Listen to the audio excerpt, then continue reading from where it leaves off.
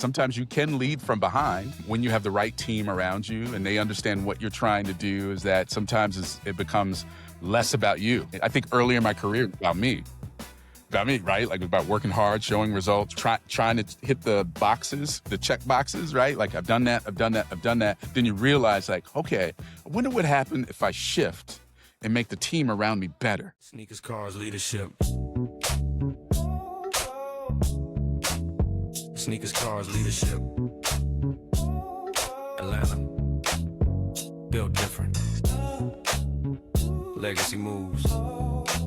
A podcast that goes into the essential leadership skills needed to excel in both personal and professional life. Hosted by me, Drae Hubb. This podcast offers insightful conversations on how to be an impactful leader of self and others through influence. We will draw from diverse experience and backgrounds to provide practical advice and engage in discussions on a wide range of topics. Sneakers, Cars, and Leadership promises to be an engaging and informative podcast that equips listeners with the tools and insights needed to lead effectively in all areas of life. What's good, family? This is Sneakers, Cars, and Leadership SCL, where we talk shoes, we talk rides, and most importantly, we talk about how to become a better leader of self and others every single day. I'm your host, Drae Hubb. And so today we are looking at the view from the top, the tippy top. The executive level isn't just about the view, it's about the vehicle that you have and the standard you set when you arrive. And so before we introduce our guests and before we talk about that, I want to talk about the gear. And so for me today is the classic Jordan 11 Concord. Now, this is an ultimate executive sneaker. So when MJ first stepped onto the court knees, he broke rules.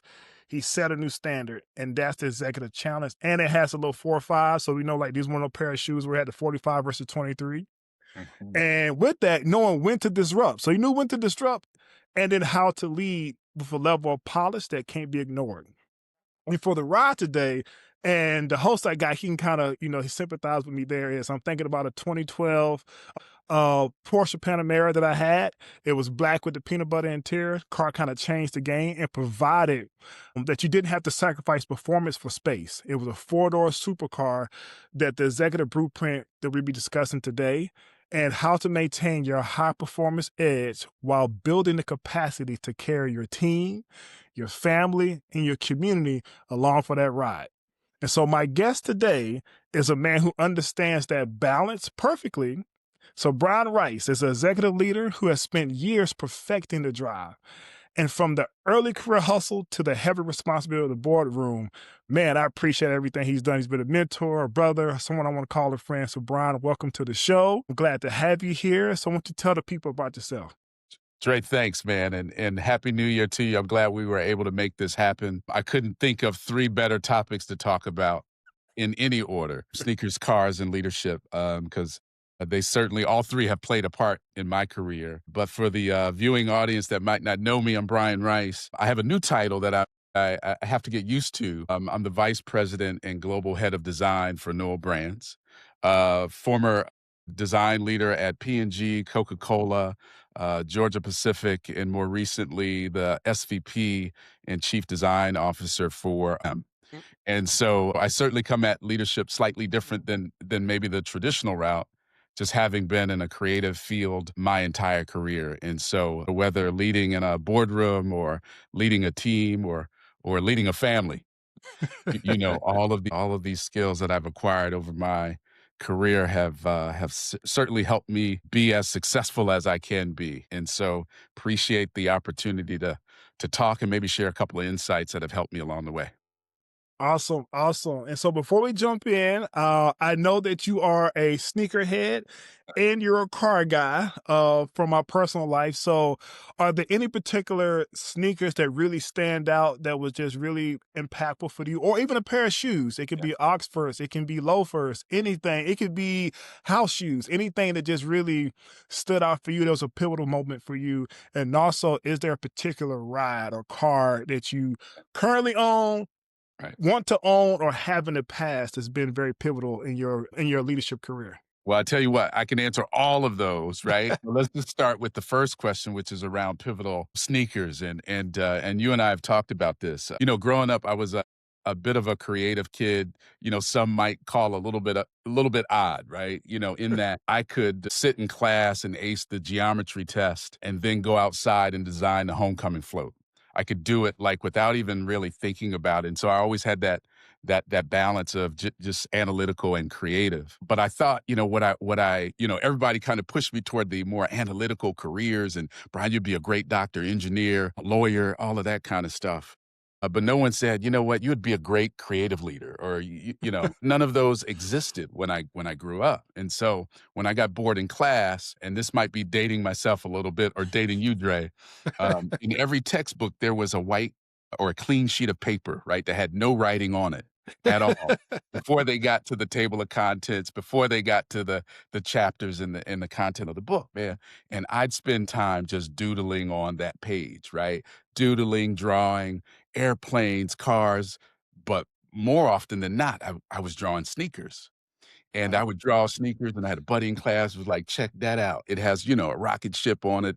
It has these inflatable things. Long before there was all of that stuff, I was thinking about like what could be possible with sneakers. And so I really loved it, really became passionate about it. Fast forward, I said, well, maybe I'll grow up and be a sneaker designer, literally. And I said, well, what's the best place I could learn about sneakers? And so my second high school job was working at Foot Locker in Orlando, Florida. And during that time, right, I had access to every shoe on the planet, right, that they made. And it's funny that you said Jordans. And to answer your question, that shoe that came out, right, the first one, number one, I remember selling as a high school kid at Foot Locker in the Florida Mall. And it's funny that you talked about, kind of Jordan's impact on the court and off the court. Remember, the one of the first, or it might have been the first or second pair of shoes they banned from the NBA. Yep. Yep. Right? Because they weren't, it was like you had the uniform and the shoes had to match the uniform, et cetera, et cetera. I remember those. And Dre, I remember opening that box and pulling out my size 8.5, 9, whatever it was at that time, and saying, I want those. Because I had access to them, right? And was collecting and buying shoes ever since. And so whether it was Jordans or Fila's or Asics or New Balance, I had Reeboks. I mean, you name them, I had them. And so I was that kid in school that, yeah, I worked about 40 hours a week while trying to get, through high school. But I was also like just handing the check back to him. It's like, I want those. I want those. And so spent quite a time with the shoe industry all through high school and 4 years of college. I transferred to the store at Florida A&M University in Tallahassee, and I worked at Governor Square Mall too. So huge access to all of that stuff. So it's been, it's always been, Brian is always, look, any of my friends, they would say, hey, what's up, B? And they'd look down. That's the first thing they'd do, was look down and see what I was wearing. But chances are I was wearing something that no one had ever heard of, or that was hot in the market. And so I enjoyed that. Really, really enjoyed that. Awesome. My first job was at Foot Action at Uh-huh. South Lake Mall in Clayton County. Okay. And I actually that was my first actually time into leadership, because the stockroom manager at the time, he was home for the summer Mhm. and he was heading back to school. And so they wanted somebody to run the stock room. And so that's kind of where I took over. That was my first time in the management. I was working there, running the stock room. So before anybody got to see the new shoes, I got them first. They came That's into the right. back stock, having to lock them in. I remember trying to lock in the Jordans, trying to make sure we had to be secretive. Only three people in the whole store knew Mhm. when the Jordans were coming in. That was Right. me, Mhm. the manager, and the assistant manager. No one else knew when these shoes were coming in. Right. It was so secretive. And then my second job was at Just for Feet. And that's when they had like the Just for Feet had a little basketball court up front. So yeah, that was my first two jobs, was actually working at a sneaker store. Yeah. It's amazing how these part-time jobs, or, that we had growing up, right, taught us a lot about leadership, right? How to Yeah. communicate with customers, right? unruly customers, right? Nice customers, right? In the case of me being in Orlando, a lot of tourists that didn't speak English, right? And so how do you communicate? You know, they're there to hang out at Disney and they stopped by one of the biggest malls at the time, which was the Florida Mall, right? And coming in and grabbing things to take home. And so learning about how to communicate, you're absolutely right. You learned about how the registered work, how the credit work, how the back room work, all of those things. So actually, when I got to college, I probably knew more than the average part-time worker. And so I was kind of playing that assistant manager kind of role, Yeah. you know, even though I probably was not supposed to, being able to kind of do that. And I think about the responsibility that I was given, right? And the responsibility that I was charged with. Because if they Yeah. give you that responsibility, right, you got to own it, you got to take care of it, you got to protect it, right? And so you're right, all of those experiences that we've had throughout our career kind of shape, right? And Yeah. as I look back, I think about like, man, I was 18 and they allowed me to, lock the door up, set the alarm, all of those things that at that time just seemed unfathomable, right? Yeah. For high schooler to be responsible for closing the store. And Yeah. so it was actually pretty cool. Looking back on it, very grateful for it. Awesome, awesome. Now, if we slide over to what about far as your ride? Like, what's Yeah, the ride right. that brings back those memories? Yeah, so first job was in Cincinnati. I was a design manager for Procter& and Gamble. I went to Cincinnati from Florida without a car, and so I had to make sure that, wherever I moved to, that it was on a bus route, and so I used to just ensure that was the key thing. It was like, it could be 1 bedroom, 2 bedroom, it doesn't matter. It's on a bus route because I gotta get from, my apartment to work, and I found a spot, which was great, and then, as you can imagine, 6 months into it, it's like, I need a car. And so I had to save really quickly. And so, the pivotal car for me was the first one. And I bought this, I laugh at it, but I bought a 91 Acura Integra. It was a two-door with a hatchback and I it was used. remember. It was a used one. And it had tan interior, teal, it was a teal color, and, uh, and so I don't know what made me buy this teal car, but I went out on that lot to buy this used car. I was like, "That is it. That's the one I want." And so that's the one that I purchased, on my own. So my down payment, my monthly payment, my insurance, all of that.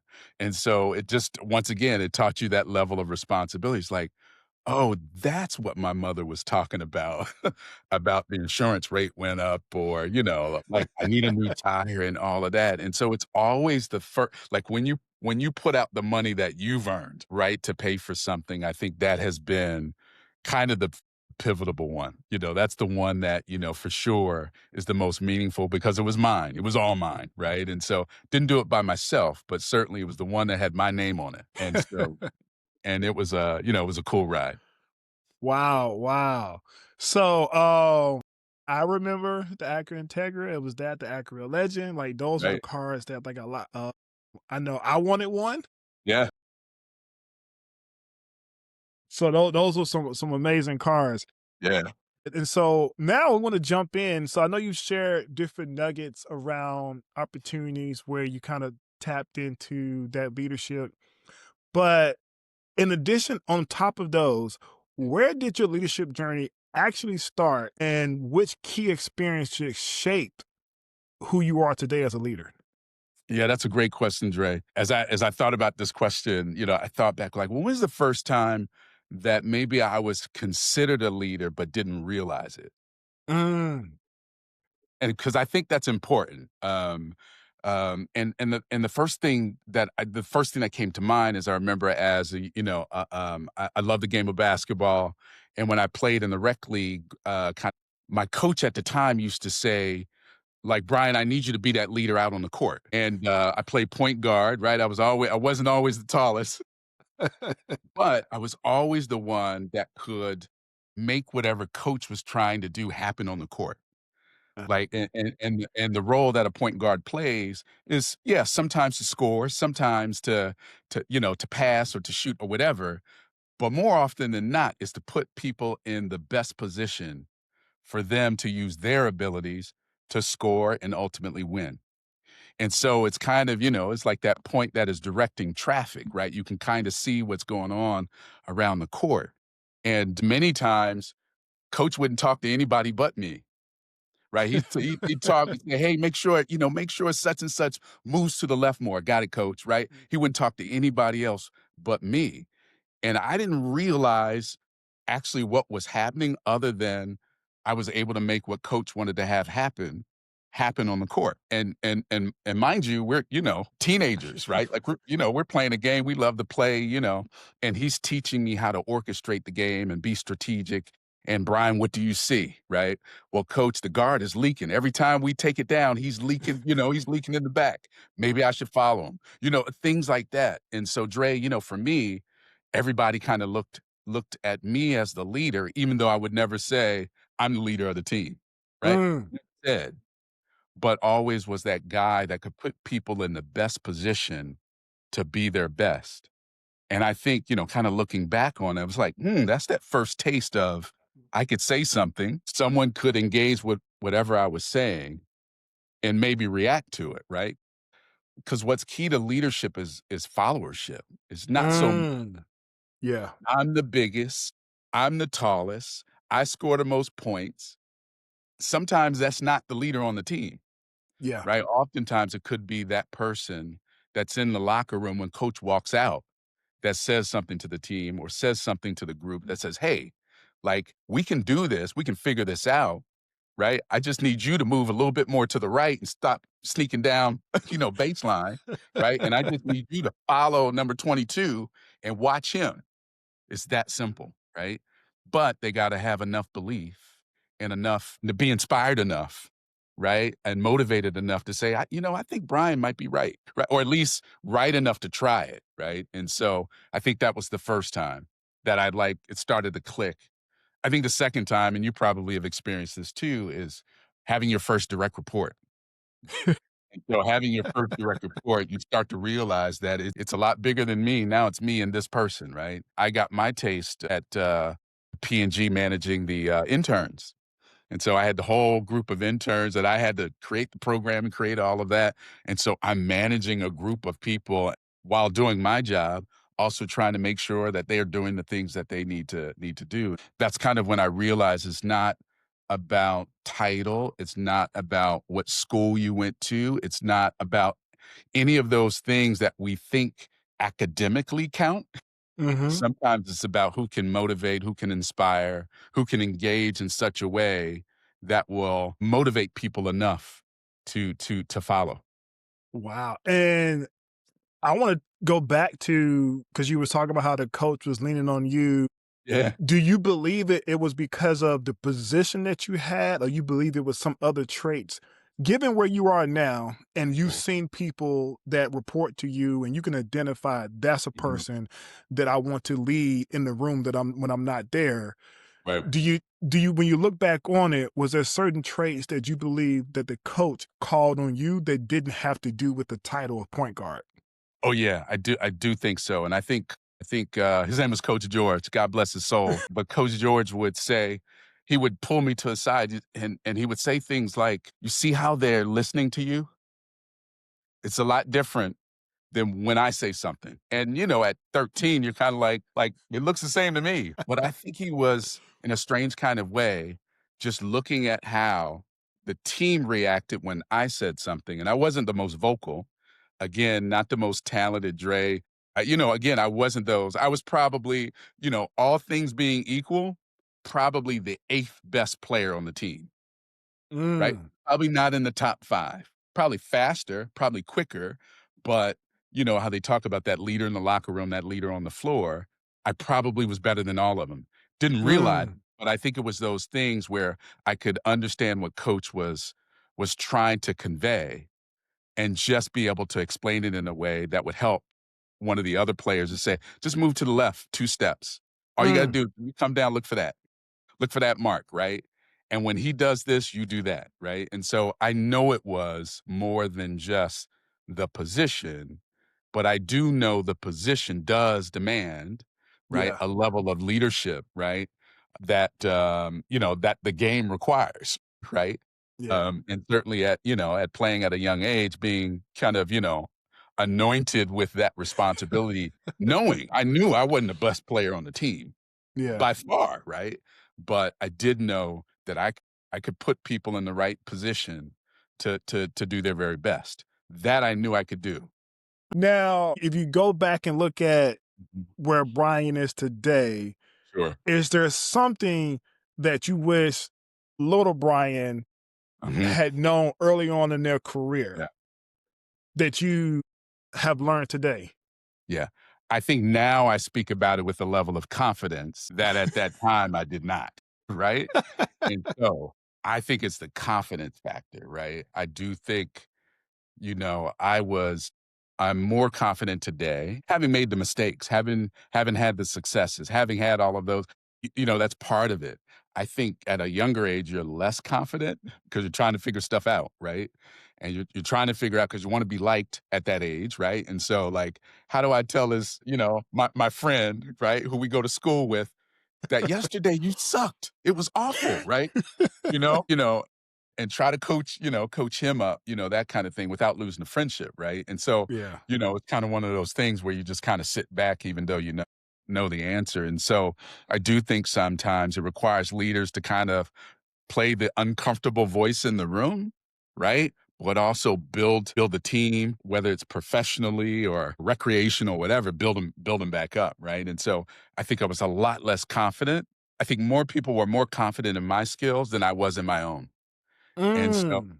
wonder if like if I would have followed my gut more often, right? And a lot of that comes from confidence, like, this could Yeah. flame out, right? And so, like, are you willing to take that step? Knowing that the people around you will catch you, right? Because they respect you. And so I do think, I think I wish little Brian kind of trusted his gut more often. But I do think that's just part of just growing up, right? It's just part of just recognizing that, yeah, you will fail, right? Mm.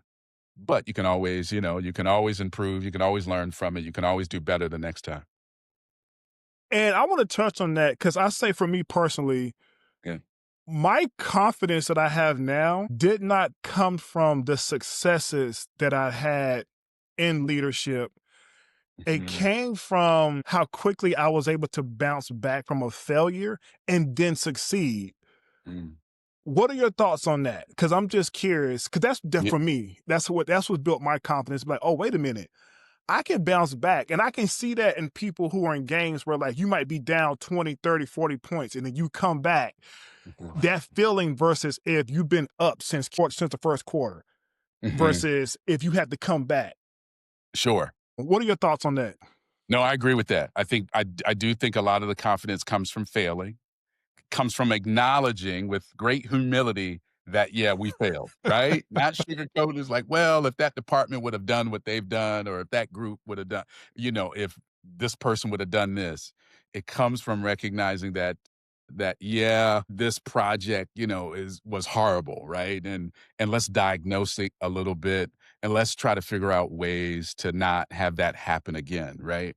I think knowing that you can have that conversation with great humility, but also recognize the fact that, yeah, there is not, like, it's not the end of the world, right? And so, I think over time you realize that, yeah, something's going to happen, and it's not the end of the world, right? Yeah. Can you bounce back from it, right? Can you learn from it? It's those kinds of things. And I think at a younger age, we haven't had many of those, and so you're less, you don't know what it feels like, right? And so, like, you dip your toe into it, right? And I think for me, I think it was more of dipping the toe versus jumping in, knowing that the net will appear. And so I do think that a lot of it comes from that. It comes from your ability to kind of take a step back and look in the mirror and say, okay, what did I say or could have said? Like, what did I do or could have done that would have made Mm. the situation better or different? And acknowledging that, right? And then kind of saying, okay, I need to put that in my playbook so that when this happens again, I can refer back to it. Like, yep, I remember when I assumed something that I shouldn't have assumed, Yeah. right? I remember when I did something thinking that, like, hey, they don't need to know. Yeah. It's all of those kinds of things that you kind of learn from, and it builds your confidence to kind of step out there.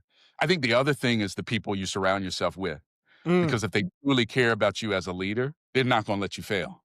Yes. If you got the right folks around you, they'll whisper, "Hey, Brian, you're losing them on this," or "Hey, Brian, give some thought to this," right? When you have that mutual respect that they could actually come to you and talk to you about, like, something that might be a blind spot for you or that you haven't seen. I Mm. do think that if you surround yourself, it makes not only you more confident as a leader, but it also makes the team more confident that, "Hey, if it goes left, we can always go to Brian and chat with him about it, and we'll figure out how to solve it," right? And so, I think a lot of that comes from experience, and you're right, from the failures that we've had. Mm. And along those lines, like, how would you describe your core leadership philosophy? And Mm. maybe one sentence. It's probably about servant leadership for me. Okay. Certainly at the point that I am in my career, I'm not as focused on getting promoted. I'm not as focused Mm. on being this, having this title, those kinds of things. It's more about how can I make more Brian Rices? And when you have that Mm. kind of mentality, I think it reshapes kind of what's most important. And so for me, it's really about servant leadership. It's about being empathetic with, with the people around you, certainly your direct reports, and just being very candid with them in terms of what it is that you're trying to do. And so I try to be as clear as I can of what my intent is. May not come out exactly how I want it to, but my intent is to make you a better leader. Just know that that is it. Whether we agree or disagree, I still support you. And so being able to kind of have those kinds of conversations for those who are willing to have it, I think it's kind of helped me now in my career than it maybe did, when I first entered corporate America.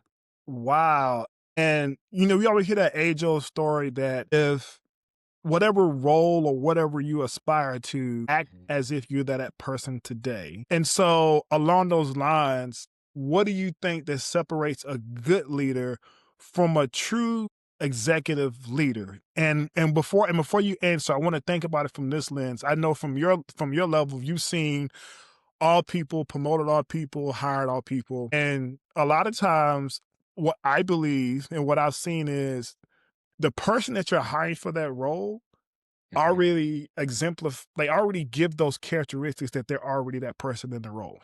Yeah, yeah, So that is true. so what separates that person from a good leader, from a true executive leader, from your opinion? Well, I think it's a number of things. It's a great question, also a deep question. I do think part of it is, yeah, sometimes leadership needs to see you as the lead, see you in that role, right? And it's not just, again, the hard skills, right? Like, does this person have the experience, right? Does this person, maybe in some organizations, you need a degree, you need a certification, all of those things. Those are the technical hard things. But oftentimes it's the soft things, right? It's the Mm, soft skills, right? Right? How would this person handle a difficult situation? How does this person handle a internal stakeholder that is maybe difficult to work with, right? Like mm, how, like all of those kinds of soft skills, and can they see you in that position to kind of help resolve that, right? And so I do think there are those times. The hard skills are the price of entry, mm, right? Meaning those are the things that you got to have, right? They're looking for those above and beyond skills that go beyond the resume, right? Did you see how Brian talked to that group of complete strangers and had them completely buy in that this was the company that they needed to partner with, right? mm. Now, you could say, "Well, Brian, that's salesmanship and that's da da da." It's like, "Yes, but I'm not a sales guy. Yes, but I'm not a supply chain expert. You know, I'm my true authentic self, right? Trying to help them understand why they should buy into what I buy into." And so they didn't teach me that in design school. Mm, And so, like, I think about those skills that I've acquired over time that allow me to do that. And then I do think sometimes, emerging leaders, let's say, have a lot to say.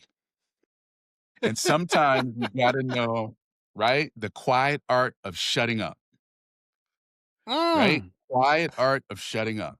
And sometimes you need to sit and watch the conversation and watch the dialogue that's being said, because it's important not only to hear what's being said, but what's not being said.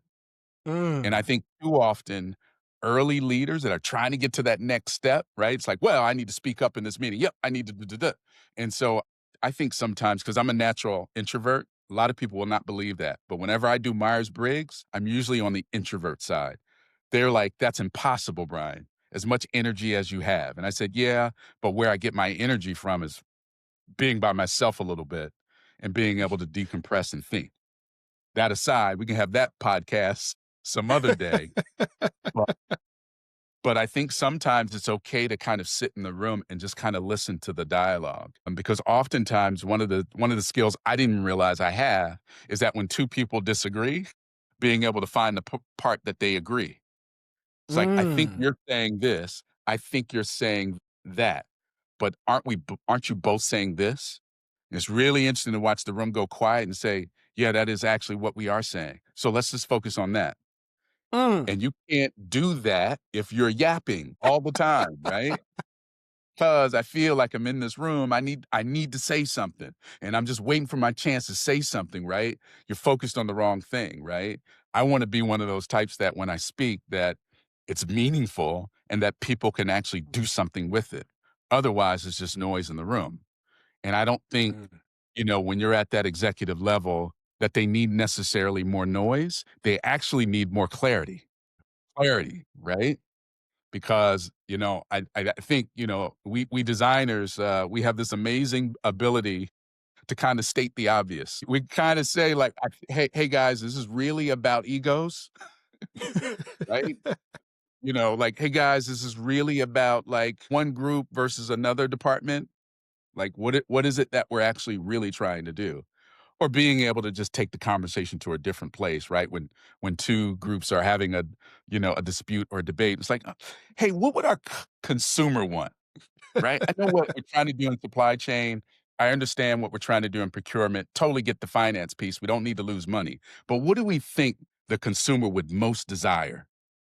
Can we Mm. talk about that for a half second? Because that may have us all kind of gel around the same solution or the same opportunity that we see or the same profitable idea, Mm. right? And so it has, and part of leadership is being able to know when to do that and when, quite frankly, just to be quiet and watch this thing unfold.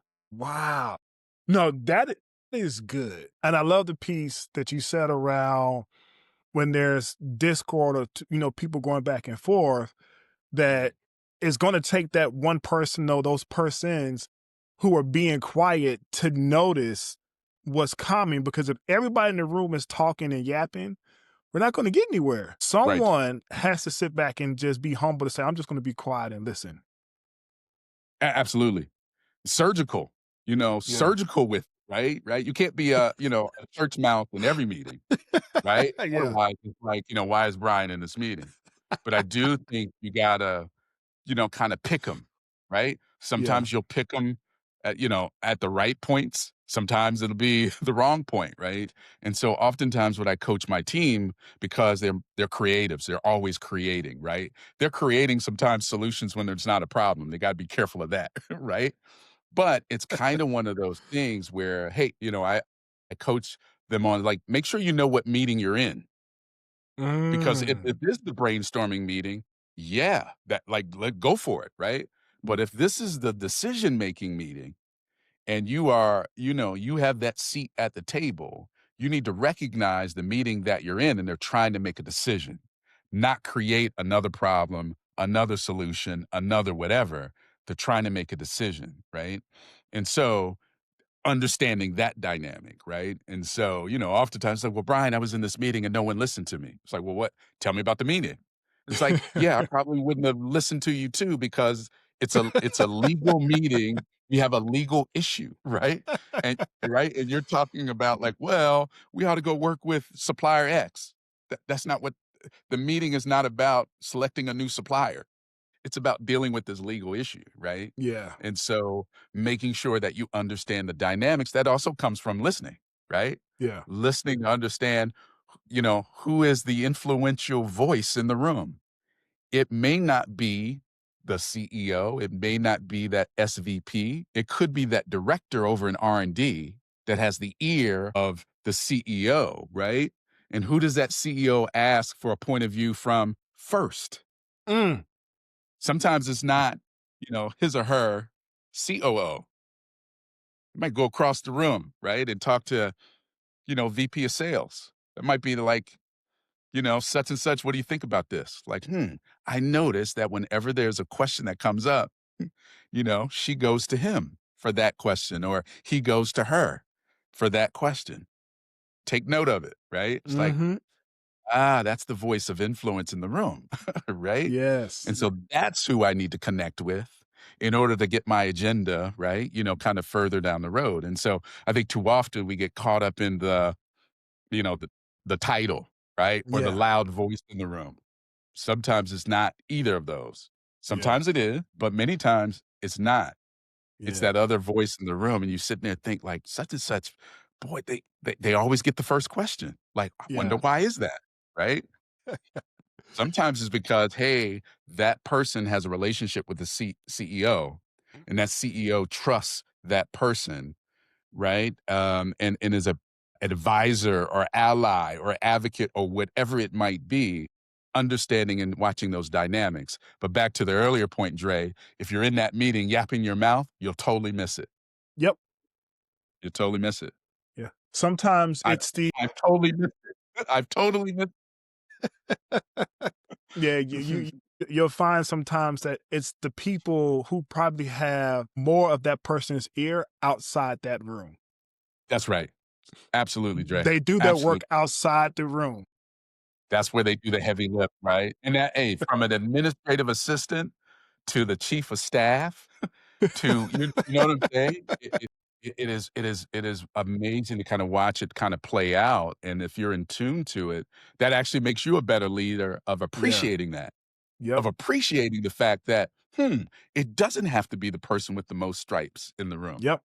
Yep. Right? It does not need to be the loudest person in the room is not the leader, right? Yeah. And so I learned this expression way back when that sometimes you can lead from behind when you have the right team around you and they understand what you're trying to do is that sometimes it becomes less about you.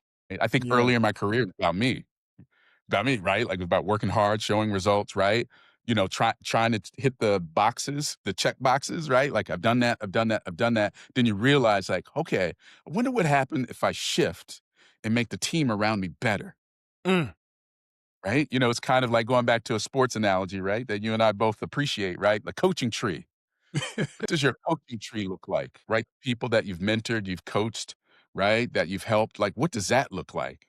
And I said, Yeah. if I start to put a little bit more time, shift a little bit more time over there, then the organization will realize that, yeah, while I do have some skills, I'm able to translate those skills into a team so that they could be another Brian Rice or even Yeah. better Brian Rice, right? Yep. And so I think that becomes incredibly important, certainly as you move up the ladder.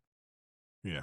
And as we talk about moving up the ladder, and I Mhm. know you don't, I know there's sensitive details you might not be able to share. We could just share for lessons, Sure. but what has been your toughest leadership challenge at that executive level? I think it's when you come from the outside and pretty senior.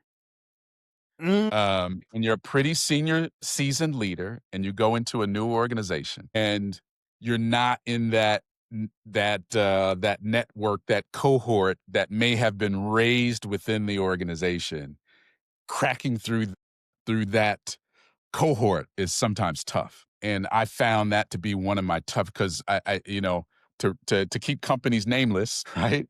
I've entered a company and it has taken me longer to break through that. And I think part of that is, right, being pretty senior, pretty experienced, coming from, a number of companies that are just as strong, right? Just as profitable, just as successful. And then you got this new voice in the room, right? And it becomes very tough. You get that, like, I got to size this guy up. Like, are they threatened?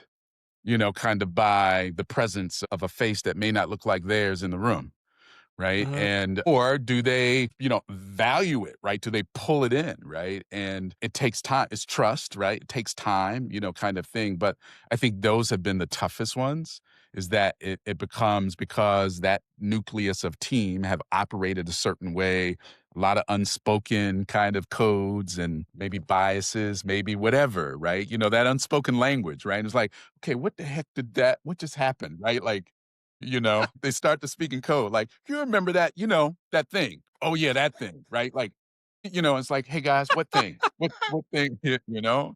And so it We'll tell you becomes offline. tough. We'll tell you offline. Right. Exactly, right? Like, "No, no, no, we can't unpack it here, Brian, but we'll talk about it later," but it becomes tougher because you wanna contribute, right?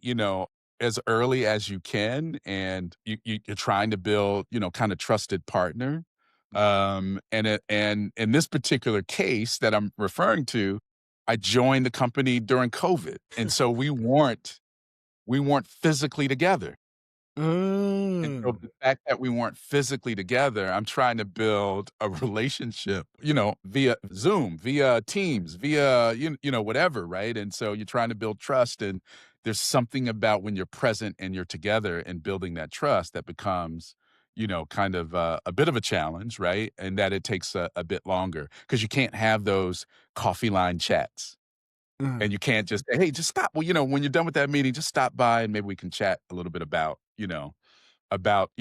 the meeting or that kind of thing. And so I think those are a little tough when you have to build trust quickly and you're pretty Mhm. senior and they don't know you. All they know is your resume. Mm. That becomes a little tricky. Now, within that, I know there's learnings with a new company. And even when you've been on both sides, you've been the person who's been Mhm. the existing person of the company, seen someone new come in, and then you've been the person new come in. How did you handle any failures or setbacks that impacted you personally, even the teams that you led during those times? Yeah, you got to own it. We talked about this earlier, right? Like Yeah. just looking in the mirror and own it, right? And own your personal part of it, right? Mm. Like guys, like I probably did not communicate this as best I could. And I Mm. think back to the initial conversation that I had and why I said or did what I did. And it was these 3 things that I was thinking about. And quite frankly, 2 of them were maybe one of them was relevant. The other 2 was for whatever reason, I don't know what I was thinking about that day, but I was thinking about it, right? Having said that, I own that, right? I own that. Wrong, Mhm. wrong, wrong play call, right? And I tell you that goes a long way. It goes a long way in helping your team understand that they too can make mistakes, right? Usually with new teams we do this thing. I have I'm sure you remember the game Monopoly, and you get Yes. that get out of jail card free. And usually I have a conversation about the get out of jail card free, right? It's like everybody has a get out of jail card free, meaning you will make a mistake and it's not the end of the world unless you're going to jail. Now, if you're going to jail, this card does not help you. And in fact, I might not be able to help you. Chances are Mm. I will not, right? You have broken the law, and the law is the law. I can't help you with that, right? But I try to create an atmosphere where, hey, we're going to take some calculated risks. We're going to call it. We're going to do some things that maybe are slightly different. And if it fails, as long as we own up to it and we learn from it, and it's not, big fails, fail small and early versus at the end to take a risk, of a Mhm. project.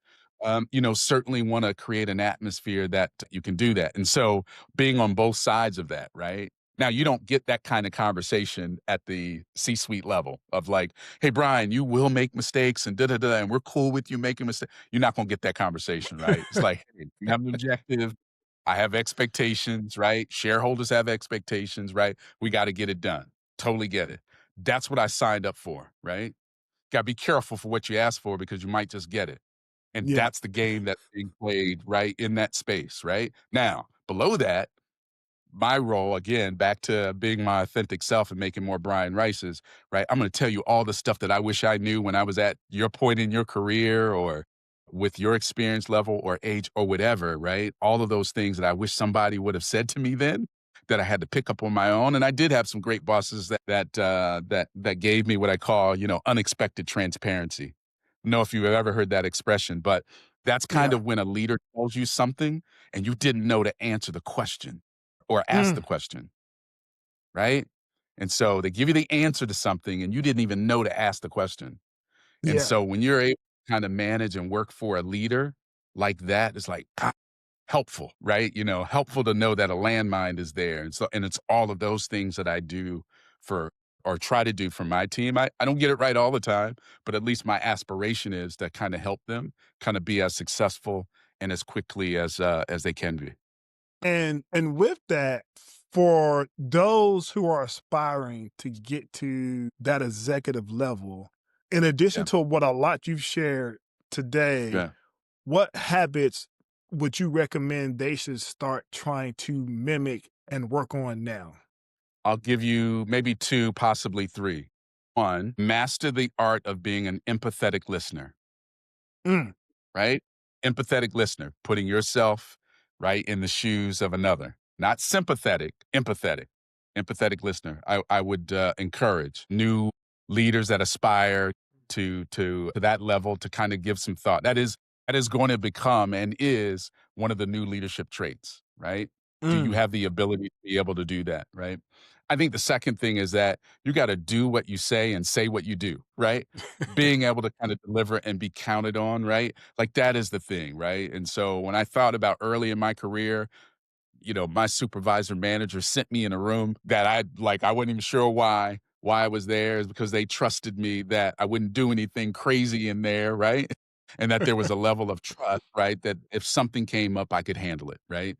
And that I would deliver on whatever it was that I was asked to do. And so I think certainly those are the two most important ones. And then I think the third one, and all of these somehow are in kind of that, soft skill space. Again, because the price of entry is you got to have all the other stuff in place, right? Yeah. Have the pedigree of the experience. You got to have right enough, successes that are on your portfolio and in your bag that you can pull any one of them out at any time. That is table stakes, right? Mhm. But the last one is authentic. Are you the Mm. same in that room as you would be outside of that room? Mm. Right? Authenticity, I think, is an important skill, and I think those are the things, right? When you talk about, like, what I think as a when I was more junior in my career, what I looked up to was that. Felt authentic, they did what they said they that what they would do, and more importantly, they sat and listened. Mm. Right? They sat and listened to whatever it was and tried to empathize with it versus trying to solve it or, "Oh, no, you're thinking about it the wrong way," or, "Well, when I was in that job, I used to do it like this." Well, what makes what made that successful may not necessarily work for you. And Mm. so are they just keen enough to kind of listen to it and appreciate whatever that struggle is or whatever that concern that you have or whatever you're passionate about, right? Are they willing to sit and kind of listen to that and kind of take that and be able to kind of help you kind of move up the ladder as well? And so those are the kinds of things that I think those aspiring should be thinking about now. Wow. And I know you've talked a lot about just people that have been inspiration to you, things that you've learned, and in addition to those habits that people should have, how do you continue to grow and learn at a leader, even at the top? Are there certain routines, certain practices that you continue to make sure that I have to do this on a continuous basis? Yeah, I do. I think conversations like this actually help, right? Because it starts to crystallize. The more conversation you have about it, you start to crystallize and you start to think about, like, oh, that's an interesting thought that Dre had. Let me go do a little research on that thought, right? Certainly with technology and the role that it's playing in all of our lives, right? Kind of staying up on, what's happening with AI, but not only that, what's next, right? And so I try to read as much as whether it's podcasts or Blinkist, whatever it might be, just kind of listening and kind of learning. I often tell my younger designers is to figure out what you don't know and do that. And so, whenever you get into the grind of a daily routine, it's like, hey, drive to work a different way tomorrow. I don't care Mm. what way it is. Pick a different one and see what you see. And if you're 30 minutes late, so what? But just do something different, right? And so I think little things like that just kind of open your eyes to like, oh wow, like I didn't know that was there, or what have you. And so just being able to kind of think about it as a creator, right? You gotta kind of change it up. And so I'm a quiet, as you know, a quiet leadership geek. And so I kind of read just as many books about being more creative as I do with being a better leader. And so I try to read as much as I can, and certainly some of the professional organizations that you and I are part of, the experiences of that membership, again, exposes you to different areas. Like, I need to talk to that brother in the chapter about this, right? Because I don't know a lot about it. It's a comfortable space to say, "Hey, I don't know a lot about that," right? Like, what can I read? What video can I watch, right? That sort of thing. And so trying to do as many of those things as you can, keeping it in balance, right? Knowing that you will not know everything. But I've always said that's the hallmark of a great leader is to recognize that they don't know everything. And so how do you leverage the people around you to kind of help you understand the things that you don't know? Man, what you share about just a simple thing, taking a different route to work could be so impactful because I think about times that like I might have been caught in traffic and ways have taken me a different way. And even though I might have gotten to work later, I realized that those days have been more creative. They've been more mind blogging because I've seen different things I haven't seen before. And I never thought Mhm. about doing that purposefully. Yes. Because when I come home, I tell my kids sometimes, my kids like, "Hey dad, why are we going this way? This is not the way to get home." And that goes back to just me being raised in Southside Atlanta. I was like, "Hey, you never take the same way going home. You got to mix it up every time." But Right, right. I never thought about doing that Mhm. going into the work because you just stay with the mundane. Like, hey, I take 75, I get off on North Side, I take it right, and I take the back lane to the office. That's all I know. But how much am I closing off just the creative piece where like, do I see, oh wait, I didn't know they was building this over here. Do I see something different? Do I see a new restaurant? I never thought about that. Doing it on like a Yeah. purposeful basis coming into work. Absolutely. It's something that, if you're a creator, right, or in a creative field, right, sources of inspiration come from everywhere, right? Yeah. From literally everything you touch, everything you see, everything. Like it's that building. It's like, wow, I wonder why they built that building like that, Yeah. right? And just kind of like, you know what? Next time I come by here, I might stop and walk in Yeah. and kind of, and just see, oh, like, oh, okay, they got a rotunda. The rotunda, right, might allow them to do meetings. You know what I'm saying? It's Yeah. something that simple, right? And so sometimes it's those very simple things that could be a spark of inspiration that I think we need when we're in a rut. We all get in it, right? Those highs and Yeah. lows. And certainly, working with a group of talented creators that I have on my team, when they get stuck, it's like, you do a lot of painting. You ever thought about sculpture? Like clay. Like, why don't you try a class? Like, "Brian, I don't like clay." Well, try it, right? Have you ever tried? No, I don't, it's like with our kids, right? Like, I don't eat asparagus. Have you ever had it? Well, no. Well, how do you know you don't like it, right? Try it, and if you try it and you don't like it, okay, understood, right? Right? That's that sort of thing, right? It's all a great book, All the Things We Learned in Kindergarten. Yeah. Right? It's amazing how many of those things are indeed some of those lessons learned by playing on the Yeah. playground, share, uh, fair, no hitting or biting, kicking, right? Yeah. It's all of those things, right, that we learned way back when, right, that, has enabled us to kind of, be effective in the workplace too.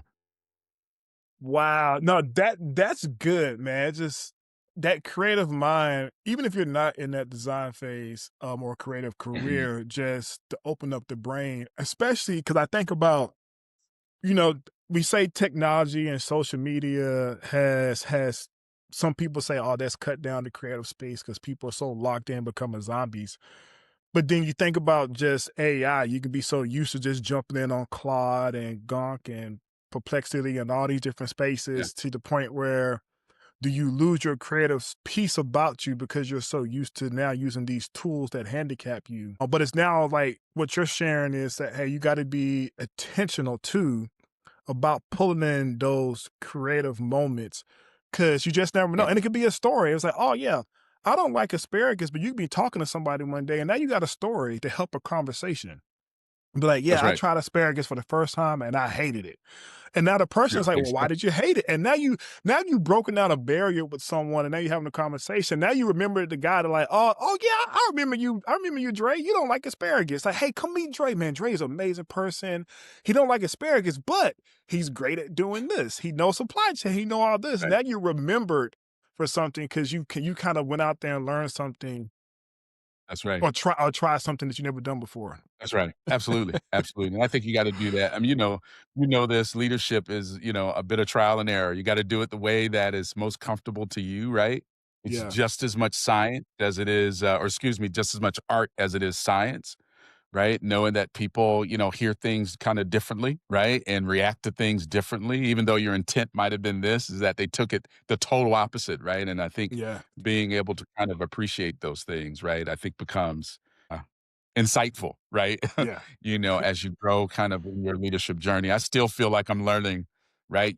Again, how to lead differently, how to lead with today's kind of workforce, right? Lot different than the one that I grew up in, Yeah. or learned in, right? You got, a younger mindset in terms of how they think about work and how it fits in their lives and all of those. And as a tenured leader, right? We got to appreciate, kind of appreciate that as well. So it becomes really, really important that you stay kind of abreast or attuned to that, right? So that you can be as effective as you can. Because again, leadership is getting stuff done through others, Yeah. right? It's that followership piece. Yeah. That's what at the end of the day, right?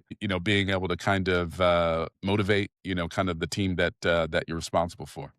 So with that, as we start to close out, are there any final thoughts, final things, nuggets you want to leave with the listeners today?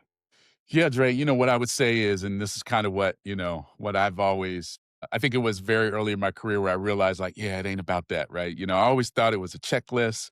There was a silver bullet answer, and I just needed to find out what that silver bullet answer was, right? And if I could figure that out, I would be propelled, right? Like that would be the thing. And lo and behold, there is no silver bullet answer, right?